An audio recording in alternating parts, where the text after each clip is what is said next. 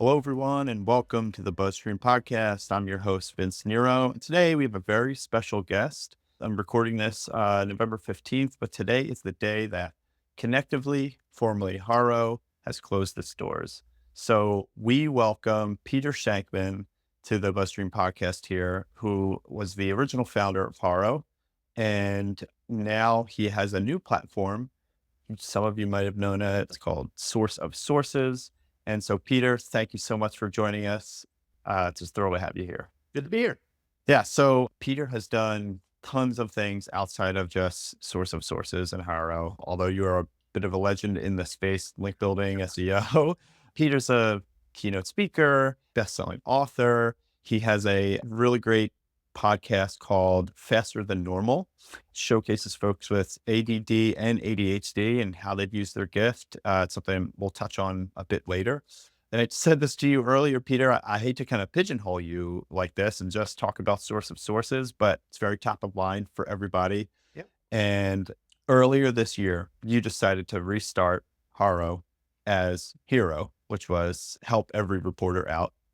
Then you changed to Source of Sources, which we are at right now. Why did you ultimately decide to restart? I didn't want to. I really didn't want to. I saw what Decision had been doing to HARO or not doing to HARO, and really bummed me out. Was really sad uh, that they sort of let it die. They weren't monitoring it.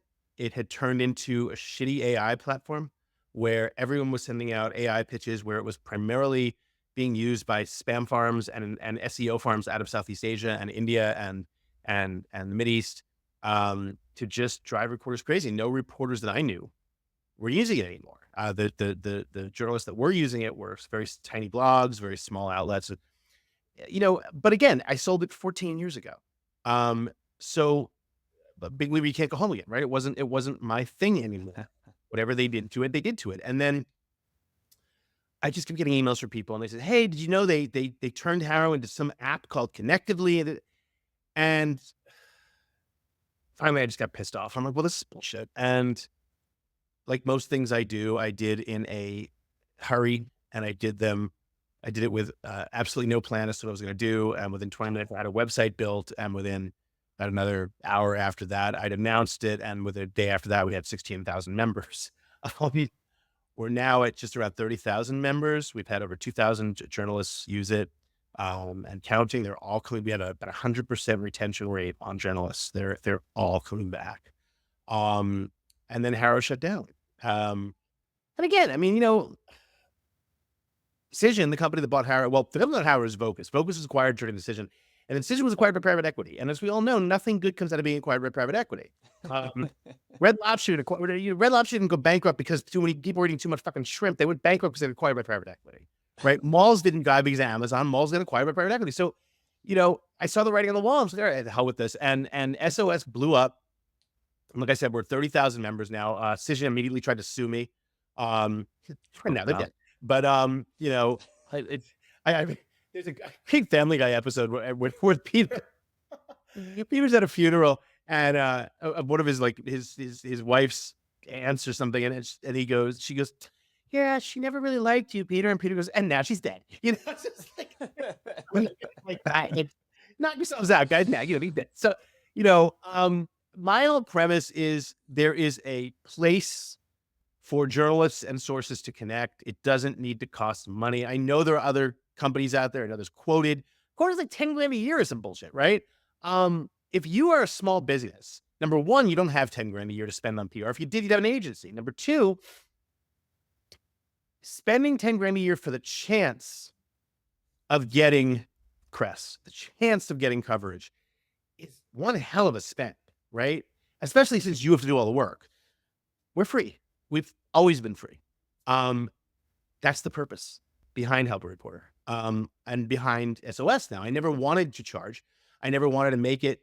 I never wanted to make money that way. I don't believe that a membership subscription service is something like Quoted is worth it, especially because all the journalists using Quoted are using SOS. They might still be using Quoted. Why not? Multiple options. That's how I started HARO. PR Newswire threatened to sue me when I launched HARO because they had something called ProfNet. And the journalists that were posting on ProfNet heard about HARO and started posting on HARO. And I remember it was the PR Newswire called me. It was probably 2007.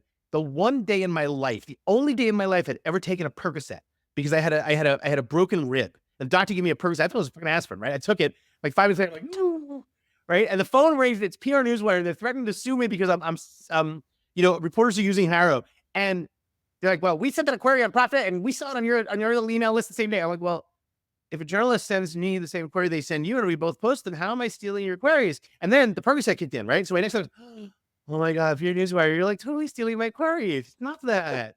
Oh, hysterical. And I told them, like, guys, look, at the time I had like 300 members on my mailing list. Buy me a steak and a martini, I'll give them to you. Right? I'm not doing this to make money. Then we all know how that ended. HARO was sold for millions of dollars to a company that's now encompassed by PR Newswire. And so they could have gotten it a lot cheaper.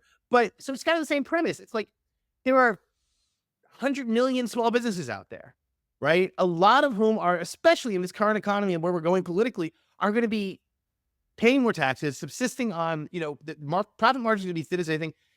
They shouldn't have to pay to level the playing field for public relations opportunities. And if SOS can do that, just like HARO did, there's absolutely no reason not to, and there's no reason not to join it. My issue, and it was the same issue with HARO, my biggest growth, not hindrance, but my biggest goal for growth is not to steal the X number of hundreds of agencies that are paying for quota or paying for whatever.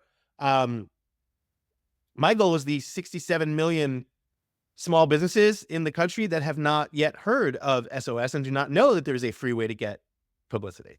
So that's kind of where I'm going, and I'm having fun with it. And, I'm massively ADHD. This was not, my goal wasn't to run, it wasn't to start another company. I already run 2 of them, right? This is the 3rd company I'm now running. And, I run a company called Mental Capital, which teaches giant companies like Morgan Stanley and Google how to attract, hire, and retain neurodiverse employees while becoming neuro-inclusive. I'm a corporate keynote speaker. I've written 6 books, 2 New York Times bestsellers. It's like, I'm a single dad. I didn't have shit to do. I didn't want to do this. And here we are. Peter, is Source of Sources just U.S. journalists right now? No, it's international. Any reporters that want to use it, any journalists that want to use it, anyone who wants to sign up, are more than welcome to do anything they want. How is the breakdown right now? We are about Looking. 68% small businesses, about 32% agency, and it is about 82%, I believe, was the last time I checked a couple weeks ago, 82% US. And the rest is international, overseas. And here's the thing. I know that this show gears primarily towards SEO and things like that, and that HARO, because it wasn't monitored, it basically turned into an SEO platform, right? Where people could, look for those sweet backlinks. I get that. And here's my thing. And I'll come out and say it. I have no problem with SEO firms using SOS to generate backlinks if they don't do it in a shitty way. If they are scanning the queries and replying to every single journalist with an AI generated pitch, I will find you and I will ban you. There are several. I'm really good. I'm sure if you're an SEO, I'm sure you know Empire Flippers, right? I am really good friends with the guy at Empire Flippers, and one guy who's not an Empire Flippers but runs a small business, an SEO search firm, out of Bangkok, did exactly that. He used my site. Everything was generated AI. He tried to hide his email address. And so I Googled the name. That led me down a rabbit hole. And I eventually found, oh, look, he has an account on Empire Flippers. Called my friend, who's the CEO of Empire Flippers, and said, I need this guy killed. And they didn't basically kill him. I can't say they did, but him and the entire 20 people who outsource work for him are no longer, their entire IP block is banned. And I have zero problem doing that, right? And I monitor this shit because it's mine, right? HARO wasn't monitored after I sold it because they didn't care. I care. Do it right. Pitch what matters to the journalist. Give the journalist information that's on topic and on point. Stay as long as you'd like. Fuck with me and you're going to find out. Yeah, I love that. I mean, that answers my question about, how you're monitoring spam and Keeping that under wraps. And I have a forensic technologist who works for me on call. yeah, I could send him I swear to God, I could send him IP addresses and email headers that I've made up, that I have literally pulled out of my ass, and he will find someone who they're attached to. The guy is he sits I can only imagine he sits in a very dark basement and drinks like a lot of Jolt Cola, if that's still a thing, but he gets he gets it done like no one I've ever met. And yeah, he will find these people and they will be gone. yeah. What about, I think the other problem is those agencies or marketing platforms that are looking for, or they're loosely defining the word relevancy, right? So you'd see that on HARO all the time. I used to use HARO on both sides of the coin as someone looking for experts, and you're asking for someone, who's an expert in roofing or something, and you get, oh, we're an experts in plumbing, but it's close enough, or we're experts in construction or whatever. Do you monitor that sort of thing? Yeah. And not only do we monitor it, but if a reporter emails me and says, "Hey, this guy was pitching off topic," they don't get a second chance, right? The older I get, the more I realize that life is just too goddamn short to give second chances to everyone. So when you sign up, the rules are very simple. They're literally in your face. They say, "Hey, don't pitch off topic." I I mean, love that, it Peter. Yeah. doesn't get much easier than that. I could print it in other languages, but it's literally right there. Yeah. Yeah, I love that. All right, let's get into kind of probably the most important piece of this. And you emailed me, shared some of your tips for securing coverage. Let's go over that a bit more here. They were pretty short and sweet, but I'd like to get your take on it. Yeah. I mean, the basic premise is have a pitch ready to go that you can simply fill in the blanks for. You want to be able to have a pitch ready to go because when the email goes out at 5:45 in the morning, I know people who set their alarm, they set their Gmail app or their email app to set off their alarm when the specific SOS email comes in, right? Because that's how they wake up on the East Coast and they look at it and they can respond immediately, right? Because if you're responding late, I guarantee you the reporter's got the replies ready, right? It's the first 10 minutes of that query going out that will get you what you need. Anything after that, you're probably already too late. So that's number one. Number two, focus on brevity. Brevity has to rule the day. 3 paragraphs max. Here's, hi, I saw your query on this. Here's what my company does. Here's what I can talk about. Here's how to contact me. Thank you. Bye. That's literally it. If they are interested, they will get back to you. So that's number two. And then number three, like again, don't use AI. It's so obvious. I still don't understand how people can't tell when AI is used. It's like the people who believe that AI is indistinguishable from human written words, I assume are the same people who believes the prostitute that tells them that she likes them as because not because she pays, not that they pay. So yeah, so end of the day, I am pretty easy. Those rules are pretty easy. Just follow them, and you will get press. I landed on Good Morning America this morning from an SOS query. Right, I occasionally answer my own queries. They wanted to know about are there any parents who find themselves having to learn a whole new language because their Generation Alpha kids are talking in code? And I said, yes, my daughter uses words like sus and goat and skibbity, and I'm and it's very frightening to me, and I think she's possessed. And I jokingly said the reply, and P.S. I was in Good Morning America today. So it's those kind of things, right? It really does work. And our journalists are growing by the day. We have, God, USA Today, just on a regular basis, USA Today, Forbes, LA Times, New York Times, Wall Street Journal, New York Times Sunday, New York Post, Atlanta Journal-Constitution, CBS News, Money Watch, PBS. They're just growing. I'm looking at the number of queries that have come in since this morning. Huffington Post, Resilient Stories Authority Magazine, Next Avenue PBS, Luxury International, Parade Magazine, Newsday, Jewish Journal of Los Angeles, Yahoo Health, Information Week, Medium, Marketing Sherpa, and we are at 27 new queries since this morning. So, yeah. That's amazing. Yeah, and it's 10:45. It's 10:47 on the East, right? Yeah, on the East Coast, yeah. Okay, kind of a specific question. I know this kind of comes up a lot in the way that a lot of agencies work and utilize source of sources or utilize HARO. say you're an agency representing a client, right? Like you have a bunch of different clients, you want to try to use source of sources. Are you, do you recommend responding on behalf of the client? Hey, I'm representing Yes. XYZ. Yes, because if you wait for the client to respond, it's going to be way too late. Have clear verbiage that the client has already approved, right? And use that. And then when the reporter gets back to you, says, great, I'll set up something I'll send an email right now, CCing my client, we'll get back to you and we'll set this up immediately. Because that way you've done the best of both worlds. Yeah. Do journalists mind if you are an agency No, no, that no. As long converses? as you have the source they're looking for, they're fine with it. Yeah. Yeah. Yeah. And they're going Does to it vet matter? you anyway. They're going to vet you anyway. So, on the off chance that you're full of shit, they're going to find out long before they do it anyway. Okay. So that, yeah, that was kind of my follow-up question is, say you're a super small website, right? Mhm. Like your local plumber or something. Do they want you? Does it matter As long how as you have well the known answer they're you are? looking for. If you have the answer Yeah. they're looking for, and again, they're gonna check on you. Journalists have gotten a lot smarter. They're not gonna just take anyone at face value anymore. They're gonna look you up, right? It's never been easier to figure out if this guy's full of shit, if this guy's real, if this guy's fake. They're gonna look you up, and assuming you have the credits to back you up, yeah, they're gonna use it. They don't care that you work for a small company. If you have the knowledge, some of the smartest people in the world I've ever met work very very local. I have a guy who did my cabinets. He works literally in Manhattan, and that's it. And he's making a fortune because he's one of the best in the industry. And he gets calls from these Upper East Side old women all the time. Like, if you redo my cabinet, like $50,000 a shot. You're making a fortune. You don't need to be huge. Yeah. All right. The cabinetry. Yeah. Yeah. Well, it's your third source of cabinets. There you go. How,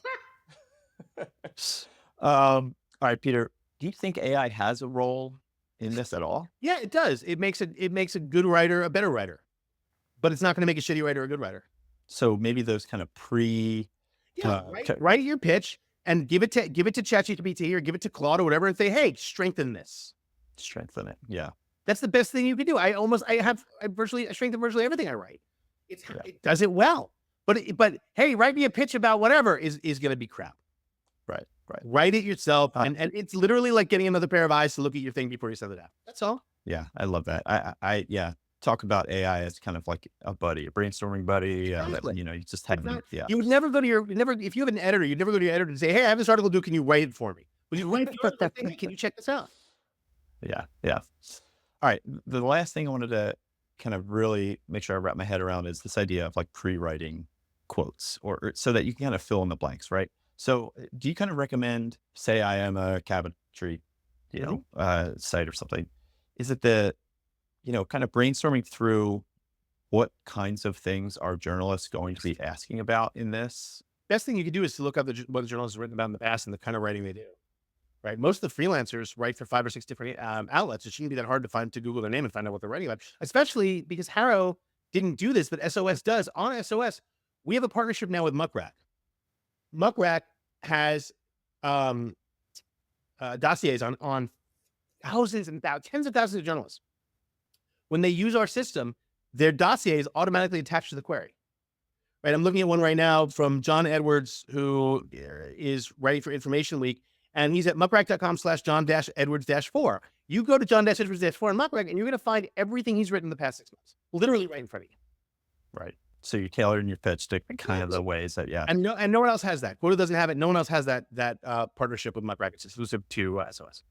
Yeah, that's exciting. That's newer, right? About 4 months ago, yeah. Yeah, yeah. Sorry, let me rephrase my question. So this idea of like speed and being able to get this quote out, you kind of said earlier, like filling in the blanks, right? So you're not necessarily pre-writing the full quote, but you're pre-writing part of it.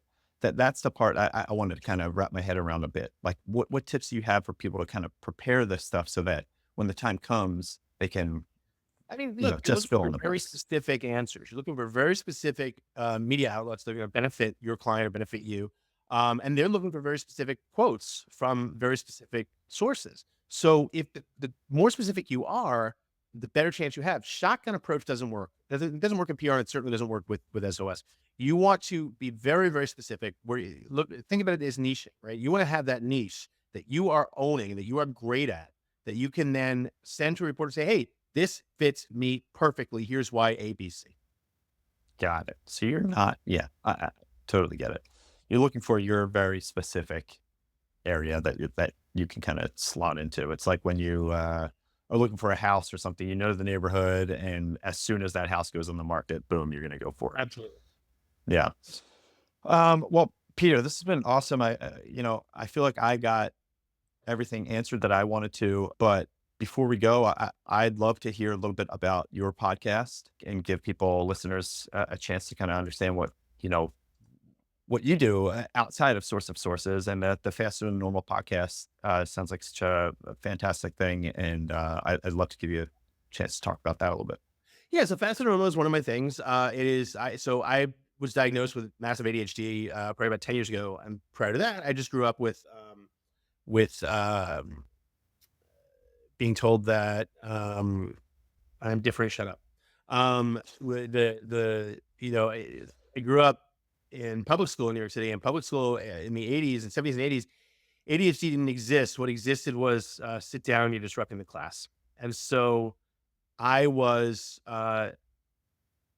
told that I was broken. I was told I was different or so. So I've learned to uh, I learned to do things differently that worked my differences to the best of my ability, and that wound up leading to virtually all of my success. Um, yeah. To be able to do that sort of led me to realize, wow, everyone's calling ADHD a deficit, but I actually see this as a gift. That led to my doing research on it after I got divorced. I'm like, how come I can start to sell companies for millions, but I can't, like, make my marriage work or, remember birthdays, whatever. And so I started really sort of understanding how come I'm always have to speak out, or why can't I just shut up? And so that led to Faster Than Normal. And, I'm still not a doctor, but the things I do in my life are designed a certain way because of how my brain is. And I felt like sharing that with people. So Fast and Normal was a New York Times bestseller. It still is. And it was, I guess. But is it once it's always, yeah, it's always a New York Times bestseller. Okay. Oh, it's nice. So still doing that. And I've started a podcast called Fast and Normal, same thing, about over 300 episodes. Just from people all over the world who understand that ADHD is a gift. To the point where I'm one of my biggest badges of honor was that I got banned from the ADHD subreddit on Reddit because they do not believe it's a gift. They believe it's a terrible disease. And I came in all happy about it, and they're like, and anytime someone brings up my book or brings up me, they get a warning, which I think is fucking awesome. So yeah, I absolutely love that. I got banned. I didn't even say anything. Like, I literally just said, yeah, I look at it as a gift. Here's the book I wrote. No, it's not a gift. It's a curse. It's this. Like, all right, stay small, guys.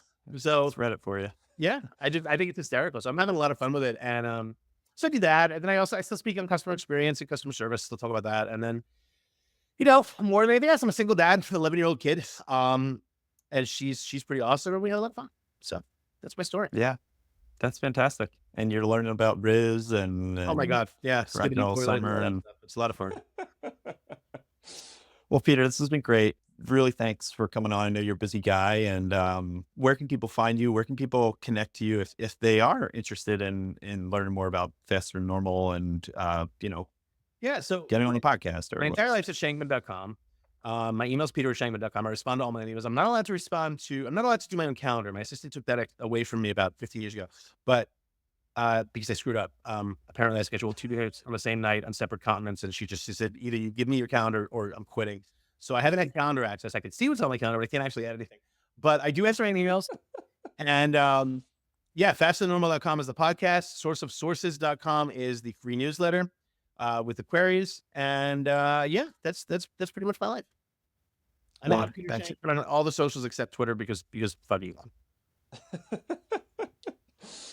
Well, this has been great, Peter. Thanks so much. Reminder, everybody, like, subscribe, leave a comment. If you want to get in touch with Peter, I'm sure he'd be happy to answer, via the comments on YouTube, that sort of thing. And we'll be, putting this stuff out on LinkedIn. I'll leave all the links to everything that Peter works on and we've talked about today in the posts there. So thanks again, everyone, for watching, and we'll see you soon.